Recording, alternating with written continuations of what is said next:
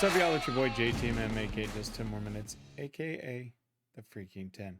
Back again with another Sabaton history reaction.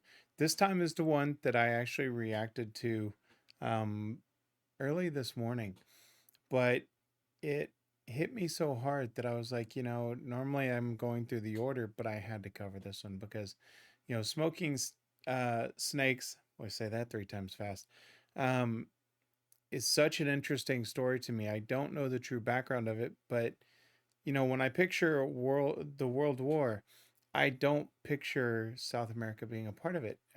And so when this was requested and said, it's part of this Brazilian history, I was like, I've got to see it. And so I listened to the song. The song was great. The changes were great. But as I mentioned in that video,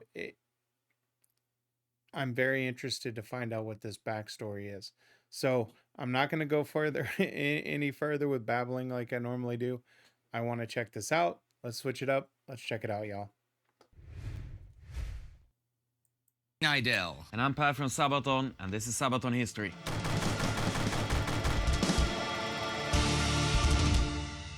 You might not think of Brazil when you think of World War II, but the Brazilian Expeditionary Force fought well in Italy, producing 3 extraordinary heroes. Our song, The Smoking Snakes, is about the memory of those people.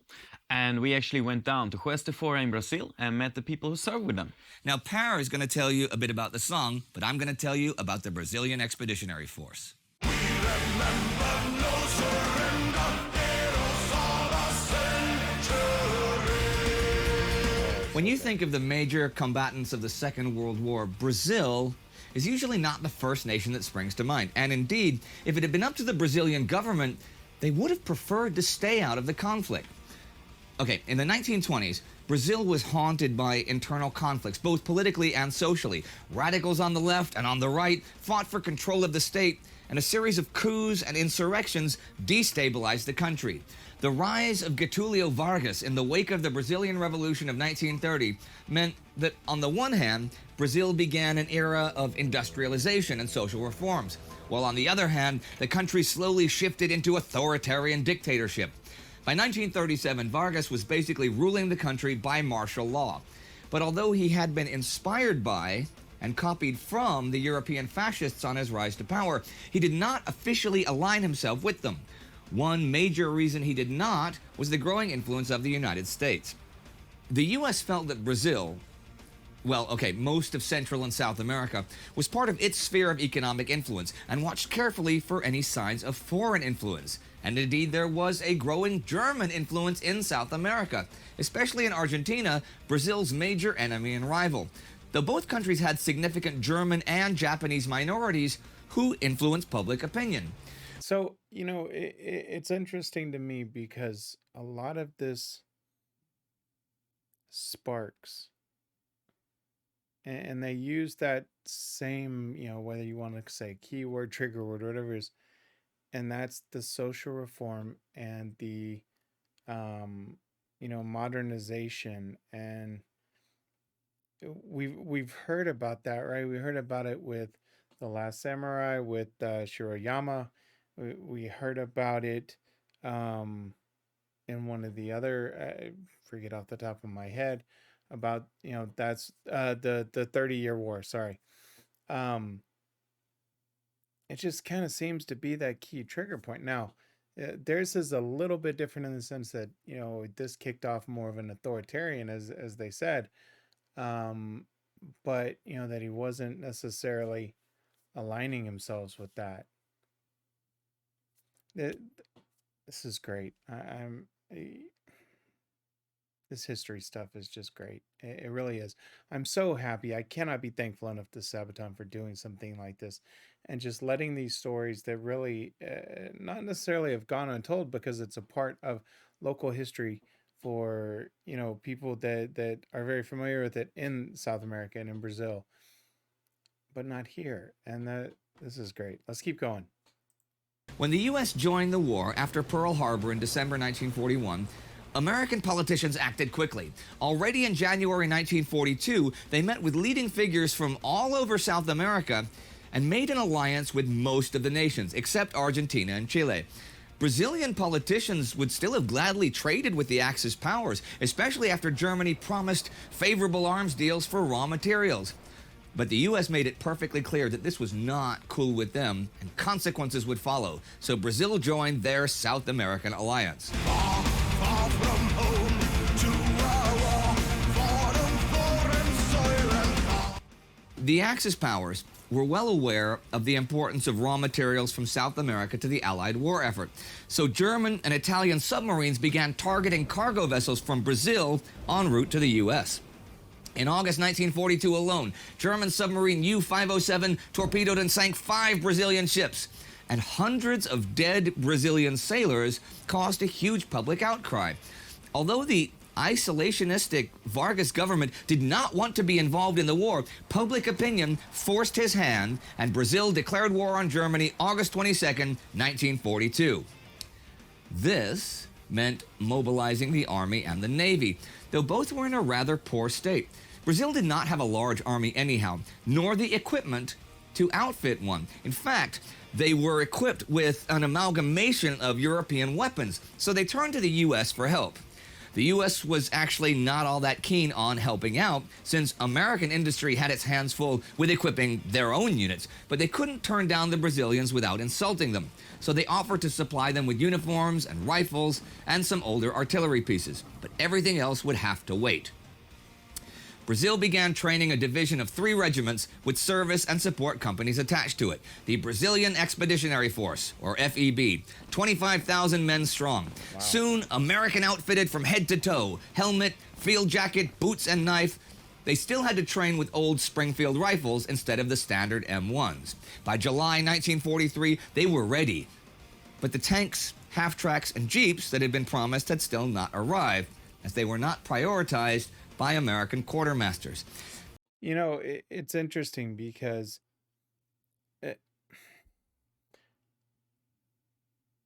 I mean, I hate to say it, but it's the same story, right? You think about Shiroyama and the army that he had to rebuild, and you think about with, excuse me, I believe in the 30-year war, you know, it was that modernization of even their troops. And we hear this again, and it's one of those interesting things. And again, I'm not a history buff. I just really enjoy the learning piece of it. You hear that over and over, right? And yeah, our industries were taxed to the max, I'm sure, with trying to keep up with production for just our own. But I will say I am happy that, you know, it something was sent as it could be. I'm interested to learn more about as they get into the battle, because 25,000 troops for a country like that, if you're saying that it was, you know, not as strong, that's still a large number. Yeah, let's keep going. But where would the FEB be deployed? Guard duty on the Portuguese islands of the Atlantic was suggested. Then there was talk they would ship out to North Africa, but nothing happened for a whole year as the Brazilians waited and trained. God, I love this song. By mid-1944, the war in the Mediterranean had progressed from North Africa to Sicily and then bogged down in Italy. With the Americans now engaged in northern France, they could use all the help they could get in Italy, where there was already a multinational force fighting at Monte Cassino. So in July 1944, the 1st Brazilian Regiment reached Italy. But the Americans there, at first, did not really know what to do with them and didn't even have enough barrack space for them. By now, there was a whole lot of discontent with the whole waiting around to do what they trained for shtick. The Brazilian soldiers were eager, but had been held back for so long that by then they had the saying, mais fácil a uma cobra cachimbo fumar do que a FEB embaçar. It is more likely for a snake to smoke a pipe than for the FEB to go into combat. Sort of like when pigs fly. The smoking snake became so popular that they made patches of it for their uniforms. However, by September 1944, they approached the front lines in Tuscany at the Arno River. Here, they had their baptism by fire. Most of the Brazilian troops were dangerously green in spite of the extensive training because only a few older officers had actual combat experience from the Brazilian Revolution. But they fought skirmishes against German and Italian units until the winter came. Allied High Command was determined to make a northern Italian push in spring 1945 with the aim of capturing Bologna. For that, they would have to first secure the high ground in northern Tuscany. So in the winter of 44-45, the Brazilians were sent out to fight in the mountains in temperatures down to minus 20 degrees and often against veteran German Gebirgsjäger. Most of the Brazilians had never seen snow before. Fighting in the mountains was as tough as you might imagine. The terrain was difficult, and the Brazilians engaged German forces at Monte Castello, a well-defended artillery position. They were often sent out at night on combat patrols to infiltrate the German lines, probe their defenses, and capture prisoners. As the 1945 campaign season began, Allied High Command began Operation Encore. This was a combined American-British offensive to finally drive the German 10th and 14th armies out of Italy. The Brazilians, supporting the Americans, would send out their whole division. They were tasked with attacking Montese, a major German strongpoint in the south of the Po Valley. The attack on the city was planned for mid-April, and the Brazilians would advance on the left flank of the American thrust, this time even supported by armor. So, and for those, I don't know if they really told us what those numbers were.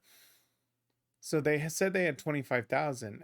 Now, were those entirely sent to this part in Italy, or were there other parts? Because that's a lot of troops. Granted, I mean, we're talking about, price of a mile and things like that, of numbers much larger than that. Yeah, then having to go fight in snow when you haven't even seen it. Man. Yeah, wow. Your blame will end in the grave as the given lives as the honor dictates. Prior to the attack, the Brazilians sent out patrols to reconnoiter the heights and villages around the city, or to clear minefields and update the maps. But the German infantry lay in wait, and on April 14th, right before the main attack, the Brazilian Mountain Infantry Patrol, consisting of Geraldo Baita da Cruz, Arlindo Lucio da Silva, and Geraldo Rodrigues de Souza, was ambushed by a large German force. Spotted by a German machine gun, the three men ran for cover. They were heavily outnumbered and could not be reinforced, but they did not surrender. Instead, they returned fire until their ammunition ran dry and mortar shells began falling around them. According to the legend, the Brazilians still refused to surrender, and instead fixed their bayonets and advanced on the Germans. The three were killed, and the Germans then buried them and planted a cross as a tribute to the heroism the Brazilians displayed. The cross bears an inscription, which I'll get to in a moment. The battle for Montese began, and the three heroes were not the only Brazilians to die that day. Montese was liberated by the Brazilians after several days of house-to-house fighting, and this battle was both the heaviest and also the final major battle the FEB fought in the Second World War. Fighting continued after the battle as the Germans retreated, but once Mussolini was killed by Italian partisans on April 28th, the unconditional surrender of the Axis forces in Italy was signed. Three took the blow when investing their bow, throwing dice to the knives as the bay in the knife. Now, I spoke with a Brazilian historian about the grave and its veracity. The FEB's burial platoon did find a grave with a cross and the inscription Drai Tapfere Brasil, and the soldiers were identified by their dog tags. This is beyond doubt. For the Germans to bury them at all is very unusual. Corpses were often booby-trapped even, so you have to wonder what they did to impress the Germans. The bayonet charge and facing German fire is likely, though not definitely, an invention. The grave also bears the date January 24th, 1945, long before the fighting for Montese. However, the more famous version of the story is what I said from the Montese fighting, and with Drei Brasilianische Helden, 3 Brazilian heroes, on the grave. So there are 2 competing stories, and we don't know for sure what those brave men in the grave specifically did.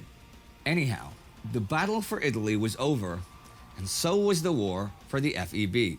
For the Brazilian national conscience, the death of the 3 heroes became synonymous with their struggle In a war far from home, in an unfamiliar land, on unfamiliar ground, this fight has become legend, and we will never know what happened exactly on that day. Wow. But the story of those brave Brazilian men helps us make sense of the seemingly senseless death of endless millions on the battlefields of the world.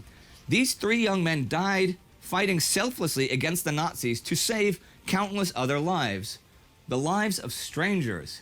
And that is the ultimate sacrifice, lest we forget. We'd like to thank... You know, it's exactly what he said, right? It's the ultimate sacrifice, and it's interesting to me that there's 2 competing stories, and that the date is before Montesi. But I don't know that, you know, and definitely correct me if I'm wrong, because, you know, for those in Brazil, I mean, obviously you've probably grown up hearing this story. I'd like to know which is kind of the most prominent told, because as he said, for them to be buried, similar in the same sense of how, you know, the Red Baron was buried with military honors, even though he was the enemy, just out of respect and out of a just, you know, as a soldier, knowing how much of a just, for lack of a better term, badass he was. For these 3, and I think I saw their ages of, you know, roughly in the 30 and 25, and I didn't see the 3rd before they took it off. But these were young men. And for them to not give up, not to try and retreat, you know, the mortar shells, and not just waiting for that last one to hit, but to, you know, attach their bayonets, if that is the story, and go down truly in a blaze of glory. I could see that happening for the Germans to then, you know, bury him like that.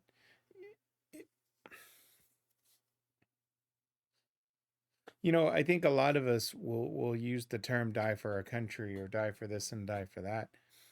And you know, for these men, regardless of what side, you know, whether it was this battle or another battle, they did that, right? No retreat, no surrender. And hats off to them. Let's finish this and see. Icles Rodriguez and the channel Leitura Obriga Historia for help with the research for this. There is a link to their channel in the description.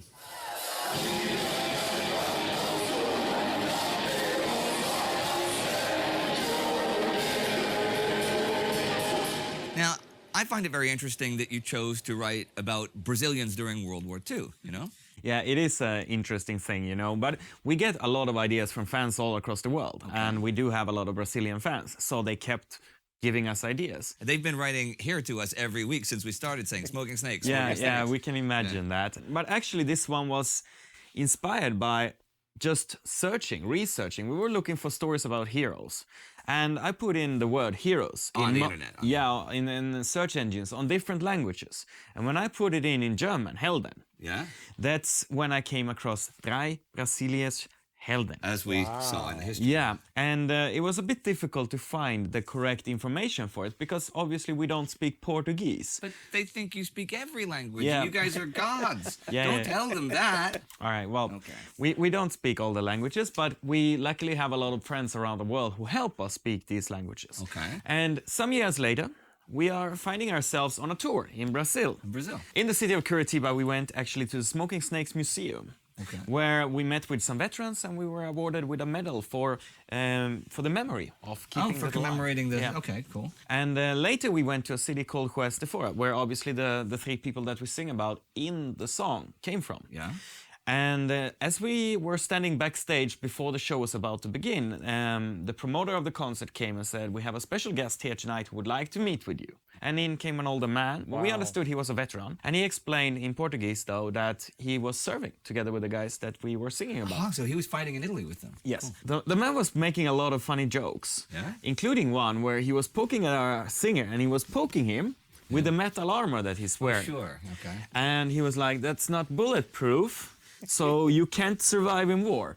And then he was looking at our drummer, who's a very tall guy, and said, you can't survive a war either, because you're simply too tall that the enemy will shoot you instantly. The snipers and stuff. Yeah. Yeah. Then we took a couple of pictures with this man. And after that, we say, thank you for showing up, and have a safe trip home, because we're going to go onto the stage and perform the show now. Right. And he was like, yeah, I'm staying for the show.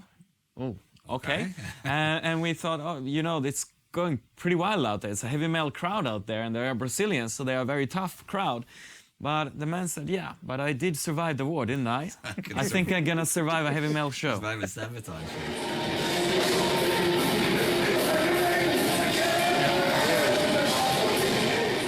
Now, there's one thing that you told me, which I think is really interesting. Since you know, your song is a tribute to these men, but there's also tributes to your song. Yeah, well, a lot of them, actually. If you think about it that way, you refer to the orchestral versions of it. Yeah, okay. Yeah, because the song Smoking Snakes is obviously about the Brazilian army. Sure. And there's a lot of Brazilian army orchestras who cover this one. And I think they actually made it to one of their marching songs now. Wait, can we hear and see some of those right now? Really?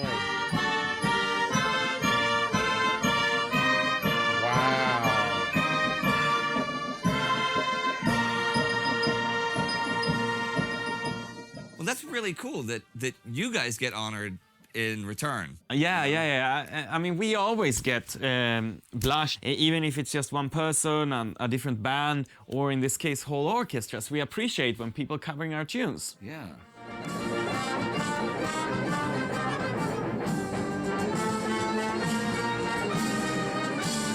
In some of our songs, it's actually funny when we are talking about a specific country. Yeah. We try as well sometimes to get in something of the local language. And in the song Smoking Snakes, we have a few words in Portuguese. Okay. And it is, of course, it becomes very powerful when it's in your native language. And when thousands of Brazilians sing along to Portuguese language, it sounds like this.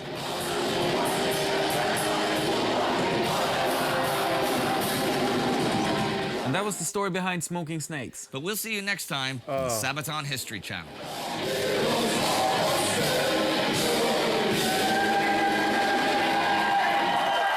All right, everybody, thanks for watching.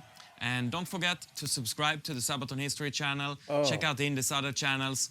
And please also support us here on Patreon, because that's really what makes this thing happen.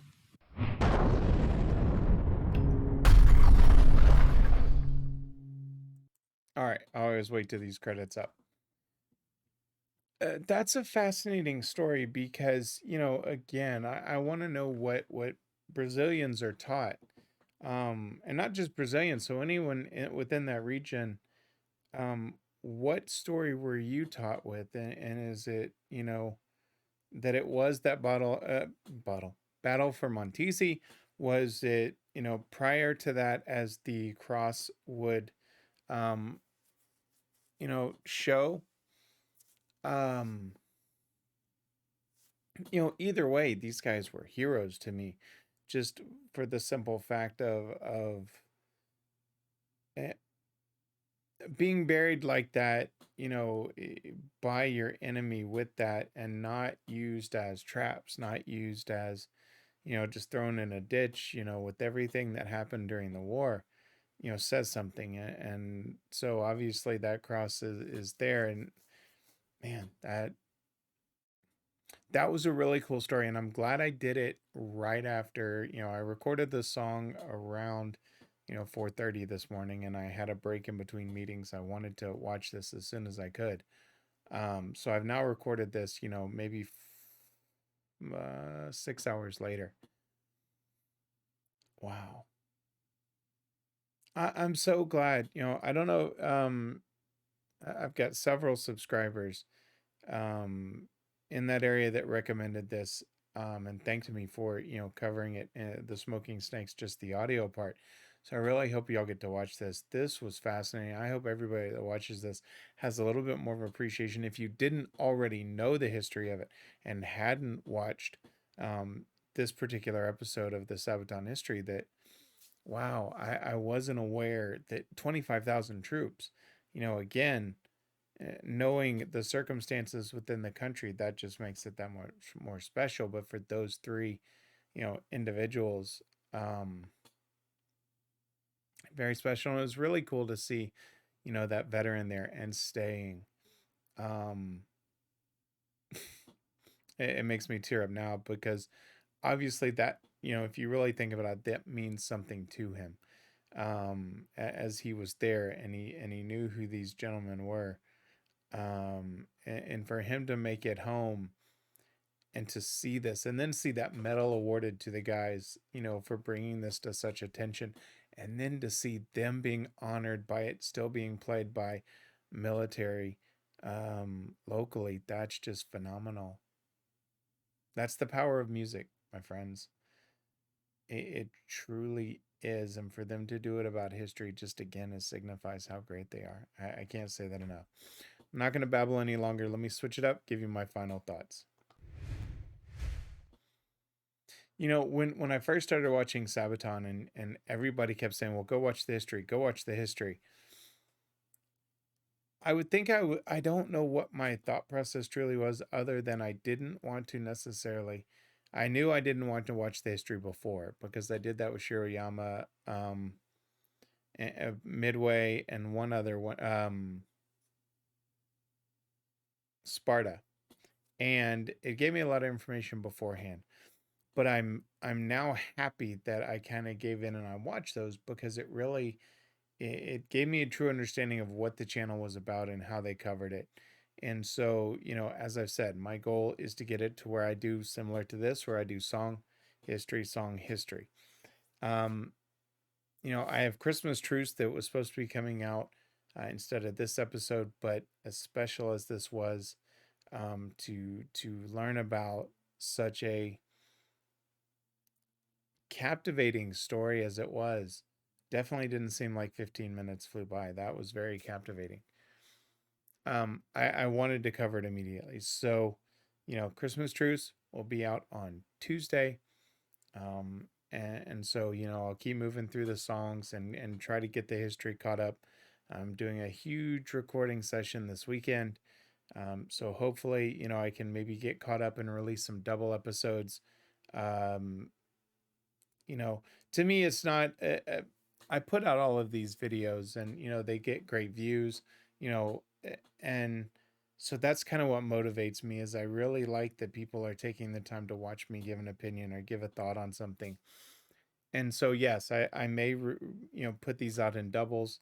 If it floods you and you're like, hey, slow down, I'll put it back to, just the Tuesday and Thursdays, which is the one episode.